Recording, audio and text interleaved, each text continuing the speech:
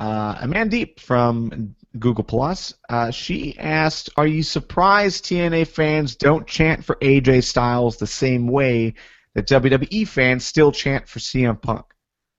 I'm gonna start with you, Harrison, because you were already diving into why you don't like the CM Punk chants. But are you surprised that TNA fans aren't doing the same thing for AJ Styles, even though AJ Styles kind of quit TNA?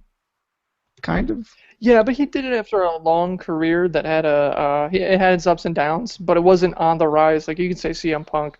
You can argue that AJ Styles hit his peak and was starting to decline when he quit. Look, AJ Styles went out at the best possible time. CM Punk was still on the rise. He still had a bunch of years left in him. He was still doing some of his best work, and it looked like some of his best work was yet to come. And for that reason, people wanted to see him chant like that. Plus, in TNA, there isn't that John Cena Boy Scout character that the IWC, for whatever reason, seems to hate. So when AJ Styles quit, it was like the end of an era, but it was very much like, I'm trying to think. It's like, I don't know.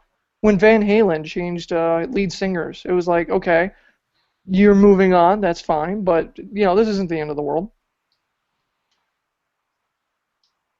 So you think so? What you're saying is you think TNA was just more tolerant of AJ leaving because he had a longer A full career in career, yeah. TNA. But you A didn't longer think career, and he did his thing. I mean, he won the title multiple times. He built the company up to where it was, and there wasn't like this opposite character that everybody loved to hate. Like there wasn't a John Cena that's so polarizing. That like the IWC, the people who chant CM Punk, their argument obviously is we're sick of this John Cena character being jammed down our throats. We anointed the anti-John Cena in this guy CM Punk, and now he's gone. So yeah, this is our forgotten hero. This is our um, hero that we refuse to forget. okay. Kevin, do you agree? Yeah, I think Harrison's right on in a lot of cases. I think Punk represents a lot of what the fans want WWE to be, whether or not regardless of what is going on. I think Punk represents what, the guy's always done it his own way. He's done his own thing, yet still put on a phenomenal product, along the time that he was in there.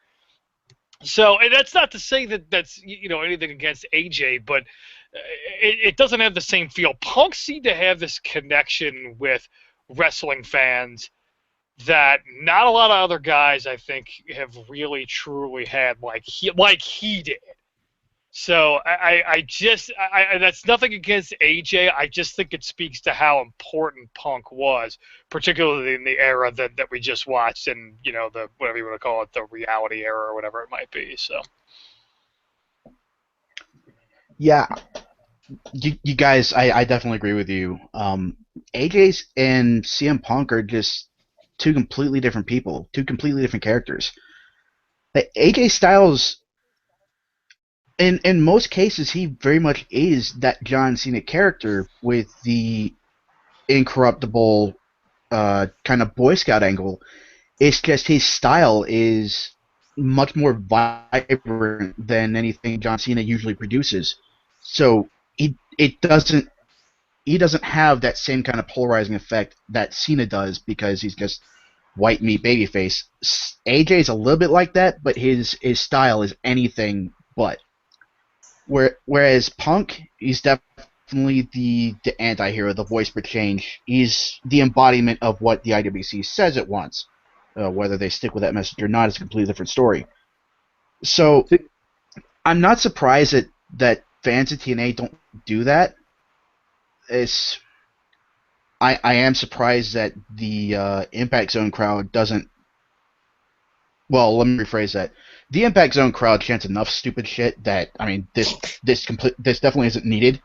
They don't need to stoop to that level because they've already gone so far below that. Yeah, well, I'm looking at this that, like we said, AJ Styles had accomplished so much.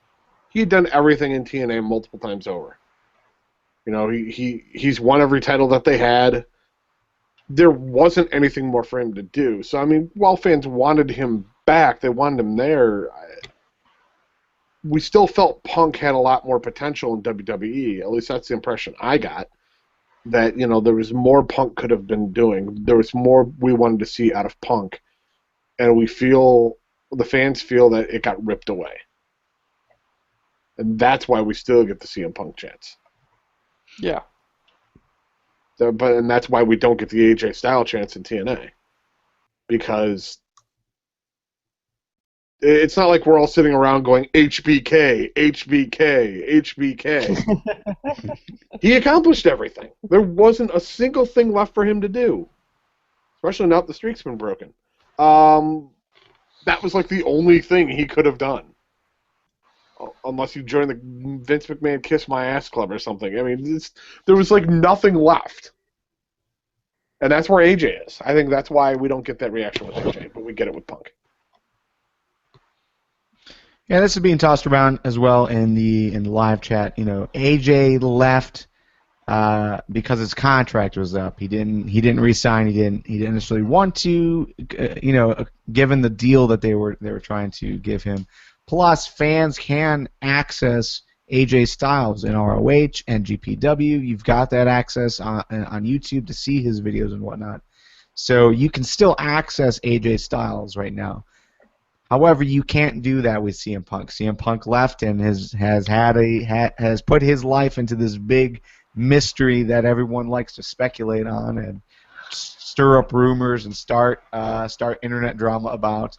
Another thing to note is that, generally speaking, while I disagree with you, Harrison, on AJ had accomplished everything he could accomplish in TNA, and he had his best work done ahead of thing. I think what he was doing when he left was really good and really compelling. So I think there was still room for AJ Styles in TNA, and I think fans do, or at least would have wanted to see that. It's just that there's other things going on, and TNA is still doing interesting things that at least the TNA fans are appreciating. Not, the rest of the internet websites aren't necessarily giving TNA the credit they deserve on putting some interesting stories out there or quality wrestling matches. But there is good things out there that the fans can cheer for and get involved in. While in WWE, the AJ with CM Punk, yeah, you guys are right. He left like in the middle of the story. He left when he was still really hot.